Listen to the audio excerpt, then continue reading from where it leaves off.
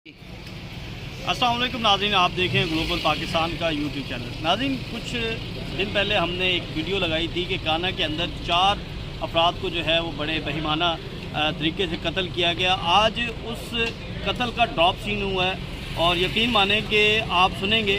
और जब मैंने ये सुना और मुझे मालूम हुआ तो मेरे रोंगटे खड़े हो गए और मैं यकीन नहीं कर सकता कि ये कत्ल की इतनी लर्ज़ा खेर वारदात जो है वो हो सकती है।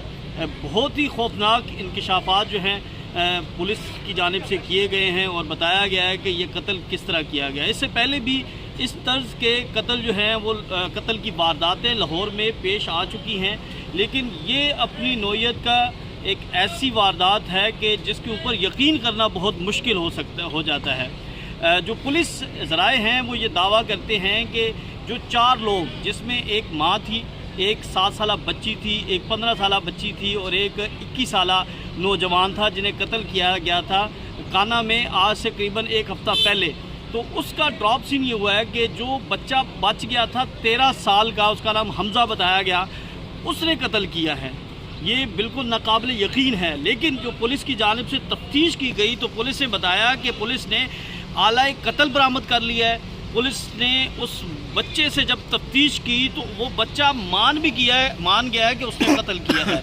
और जो कत्ल की वजूहात बताई जा रही हैं वो इससे ज़्यादा खौफनाक है कि बच्चा ये कह रहा था कि वो रात को पबजी खेल रहा था और जब पबजी वो खेल रहा था तो उस पबजी में इस तरह जो अपने टारगेट थे वो अचीव किए जाते थे। तो उस दौरान उसने पिस्तौल के ज़रिए जो है पहले अपनी माँ की सर में जो है वो गोली मारी, उसके बाद अपनी छोटी जो बहन थी 7 साल की उसको जो है वो मारा और तीसरे नंबर पर उसने अपनी बड़ी बहन को और उसके बाद अपने सबसे बड़े भाई को जो है उसे कत्ल किया। इसकी तस्वीर भी सामने आ चुकी हैं। और जिस तरह नाज़रीन ये वाक़या और जिस तरह हमने वो तस्वीर देखी कि एक गोली जो है वो एक शख्स को मारी गई और गोली भी सर में मारी गई ताकि वो बच ही ना सके। एक छोटा से बच्चे ने किस तरह जो है वो इतनी लर्ज़ा खेर वारदात की और उसके बाद वो बड़ी खामोशी के साथ जो है वो नीचे वाली बिल्डिंग में आकर सो जाता है। पुलिस जब आती है तो वो पुलिस को ये बयान देता है कि वो ज़ख्मी था और उसकी वालदा ने उसकी मरहम पट्टी की और उसके बाद उसे नीचे सुला दिया था और ऊपर उसे नहीं मालूम कि क्या हुआ। जबकि ये सारी वारदात जो है वो इस बच्चे ने जो है वो अंजाम तक सारी वारदात में वो मुलव्वस था। यकीन करें कि ये पबजी हमारे नौजवान नस्ल को तबाह कर रही है। इससे पहले भी हमने देखा कि एक लड़का तकरीबन वो ठीक ठाक था, 25-30 साल का वो नौजवान था जिसने अपनी वालदा, अपने घर में अपनी बहन, उनको जो है वो मारा था। उनमें से एक जो है वो शख्स बच भी गया था और उसने भी यही बयान दिया था कि वो पबजी खेलने का शौकीन था और इस पबजी उसके ऊपर हावी हो चुकी थी, जिसके बाद उसने ये इंतहाई कदम उठाया। इसके बाद हमने ऐसे और भी वाक़यात देखे कि उन वाक़यात में बच्चे ख़ुदकुशियाँ कर रहे हैं। तो नाज़रीन, मेरा यह हुकूमत से मुतालबा है कि कम अज़ कम इस वाक़े के बाद पाकिस्तान में पबजी को बैन करना चाहिए।